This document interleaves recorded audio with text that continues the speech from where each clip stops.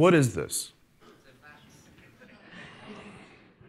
Shout it out if you know what it is.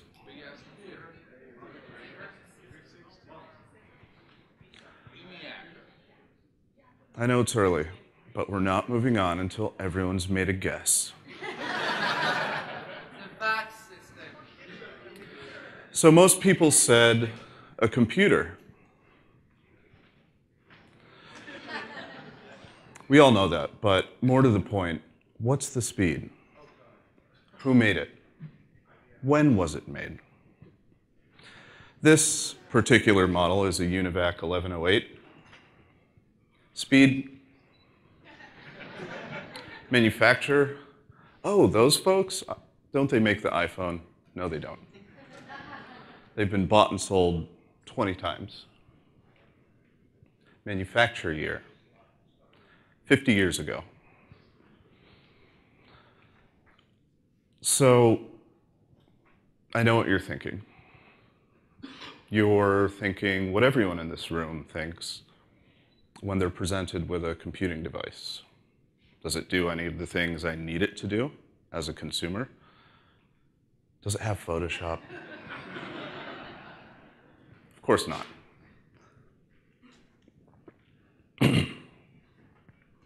This device is sufficiently antiquated that if you were to try to get Photoshop on it, things would get weird very quickly.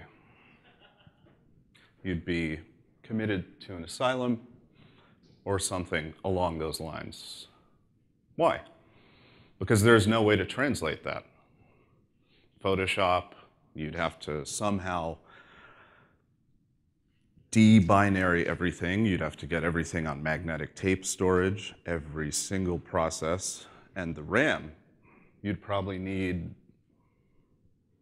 12 billion UNIVAC 1108s just to open Photoshop. The point being, technology moves very quickly, to the point that 50 years after this manufacture date of 1965, it's comical. Some person's using it in a slide in a talk about emerging technology because it's so antiquated, so foreign to all of us.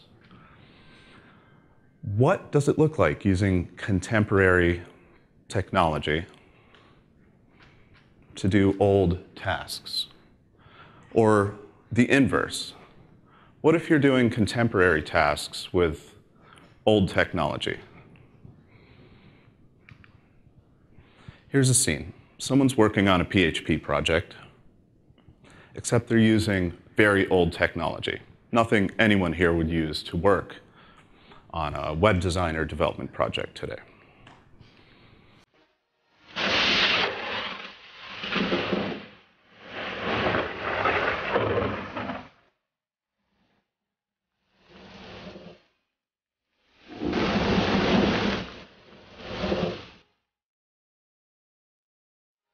Dearest Henrietta, upon my return from Macedonia, I was thrilled to see your commit number 00F3333517171. However, have you considered that multi-byte strings must be enabled on a server in order for this feature to work? Ever yours, Rami Abraham. P.S. Please consider the environment before printing this message.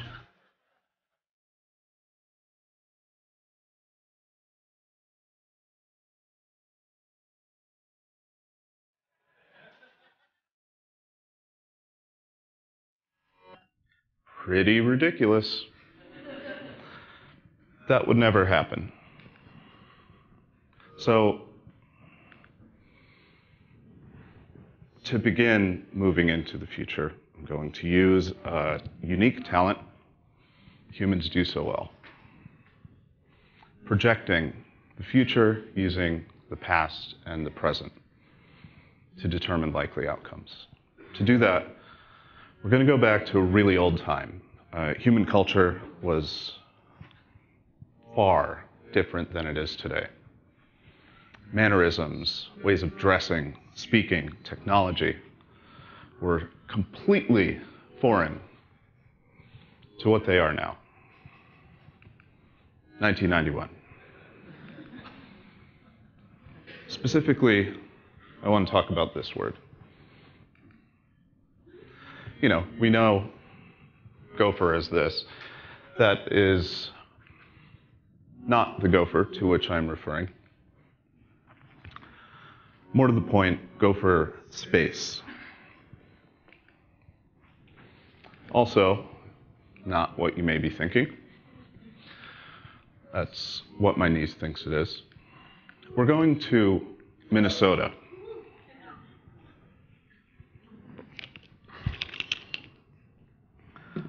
One of my favorite sodas. In 1991, something called Gopher Space was created by the University of Minnesota.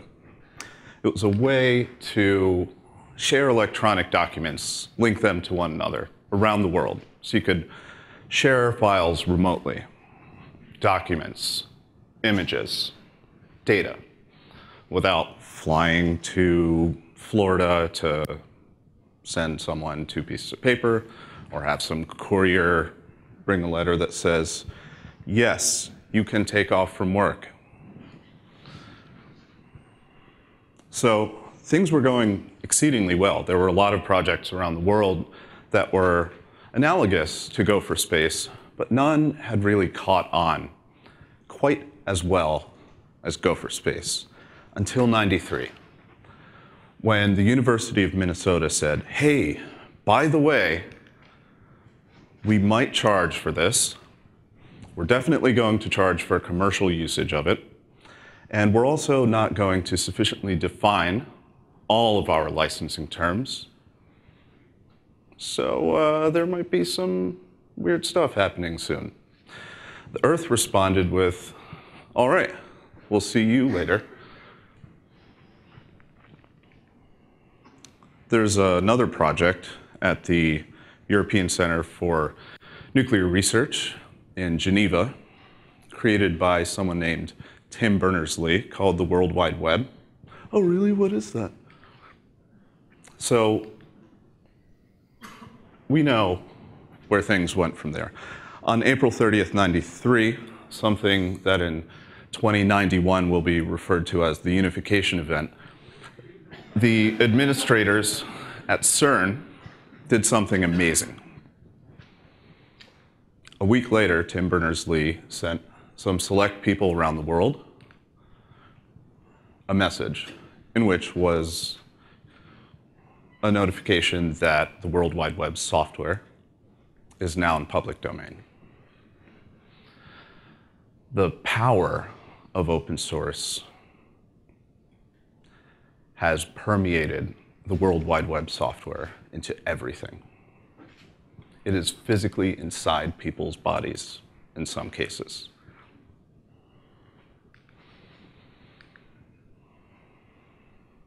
So let's go to today. Before we move forward, that's why we're here. There's a huge milestone that recently happened. 25% of the planet's top 10 million, I believe it is, websites are powered by WordPress.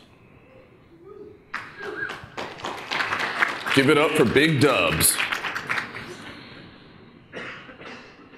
Are they gonna get, yep, wow, these captioning people are amazing.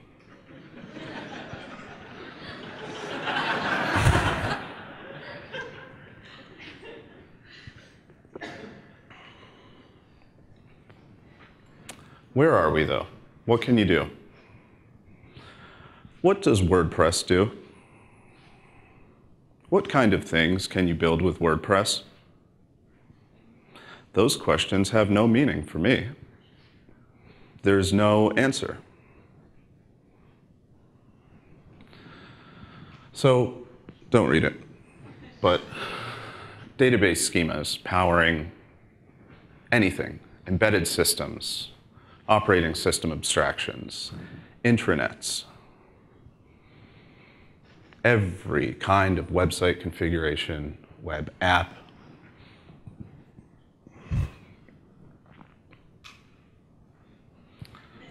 You know, still does that thing. So in 5 years, is it going to be this sort of thing? No. Everything's going to be very analogous to what it is today, but a little bit more mature. In 2020, a lot of the things you already know are going to happen will indeed occur. Native applications more common, REST API theme development more common than traditional theme development. Veteran WordPress developers that know the hierarchy are persnickety about it. One influential developer or more will publish an article like, does this even matter anymore? Does that even matter? Does the thing that's not JavaScript even matter anymore? Most importantly, the REST API by then has very mature support for all of the core WordPress APIs, including plugins. Plugins? Question mark? Yes. At first, everything's JavaScript. Themes, JavaScript, plugins, WordPress database. Can you manipulate it as deeply as you can with PHP by then? Yep. It's in more domestic devices, embedded systems. WordPress as the OS, the UI, the database. This cat, JavaScript. Dinner with my family, JavaScript. Dude on the left, JavaScript. But then, everything's not JavaScript. WordPress becomes invisible. What does that mean? Calypso, the actual WP admin dashboard, is not there. There is now the reality that people can use WordPress 100% through a native application. You could do that for many years, of course, through a variety of other apps. Because of the user base of WordPress.com, that's very significant. So let's move forward. 2035.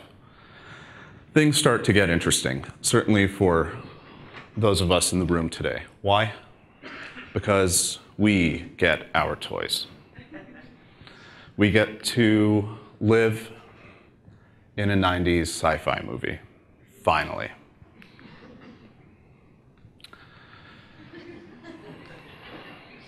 So, sounds cool, right? What does that look like? Let's take a look at a friend of mine. She's just playing some music, checking out some posts, switching to different sites. Howdy, Michelle. Starting up WordPress OS. Remote multi-site. Post type. Ideas. Switching to workspace. Wapoo. New post. Check out great Viewing features and media. jetpack. Wapoo. Dismiss. Combining multi-site views. Yeah. Don't believe it? Too bad. It's going to happen.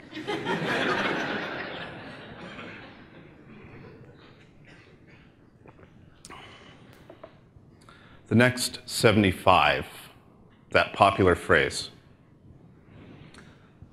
doesn't really mean anything in 2035. WordPress has moved beyond, we know that today, but at a consumer level, so far beyond being a website, content management system. It's everywhere. Where some services have gone, well, you have to have this type of server configuration, and WordPress is too big, and we're just this one thing. And as long as you spend 13 hours configuring the server, you're going to have the fastest website ever. Those kind of strong use cases that are very narrow are extremely useful. But WordPress goes in the opposite direction.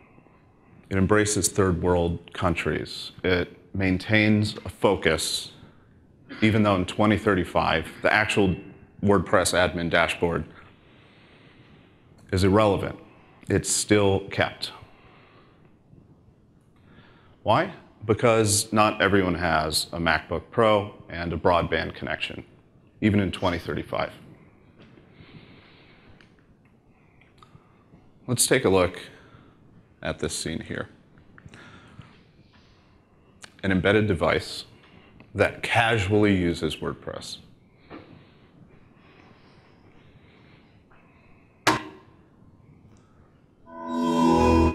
Play the news. Welcome Post Status Member, January 10th, 2035. Hi, my name is Brian Krogsgaard, and I'm coming to you from WordCamp Earth. This is the 20th year of WordCamp Earth, and we're in Zurich, Switzerland. And we are excited about WordPress 40 that is nearing release. And Check upgrading features in Jetpack. Dismiss. one of the hottest topics of WordCamp Earth this year is the upcoming WordCamp Mars project. Related post found. They said it couldn't be done. They called us crazy. But it's finally happening.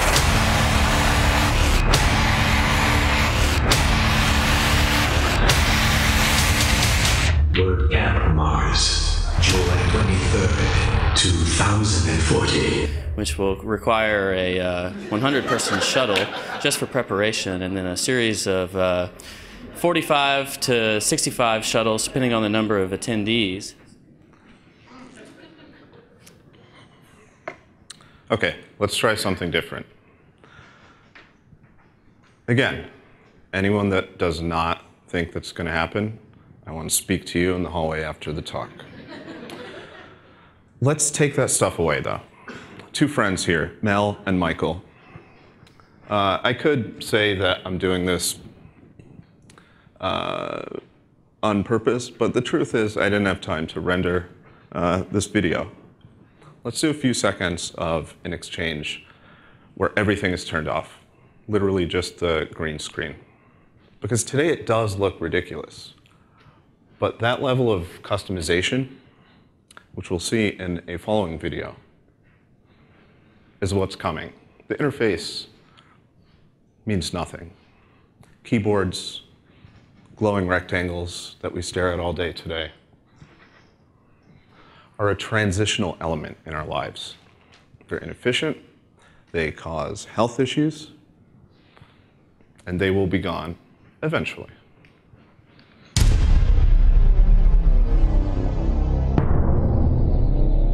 Hey, man, can you slack me that cool design on the editor interface? Cool. Yeah, I don't like that color. Let's get Hugo in on this. Hugo, hey. What's up, Hugo? Hey. Yeah, oh, thanks. Yeah, what do you think? Hold on, I gotta take a phone call. Oh, okay. Yeah, hello? I don't know where to put this thing now. No. All right, cool. Yeah, a little bit to the left, like 2 hollow pixels.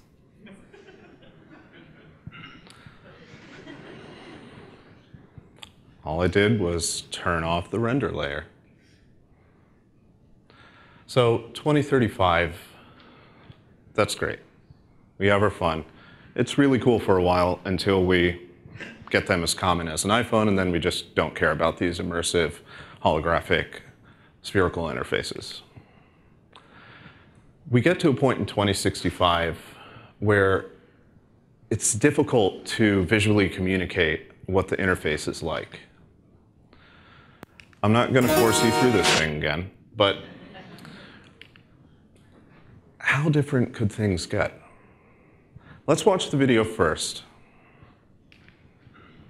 Mostly because I'm out of time, so I'm going to skip this.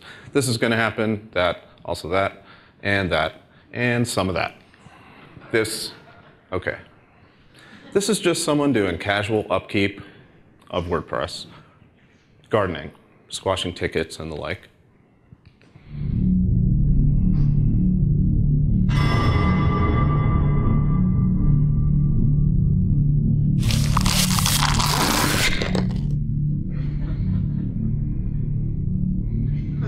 Release candidate 2. Loading contributor mesh.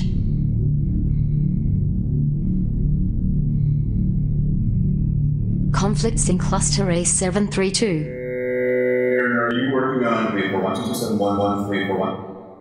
Yes. Ticket located. Possible collision. Okay. Fatal collision. Rewrite API. Intersections must contain the index value. I think I almost have it. I'm running into some issues with rewrite rules, so... What just happened there? The user interface is an extension of his thought process. The way things are visualized similar to how you visualize thoughts today, how you organize data. When you hear a certain person's voice, you get flashes of color, structure, emotion. That's WordPress in 2065. So that sounds great and all, but when does this happen? Is there a date? Yep, right now. Thank you.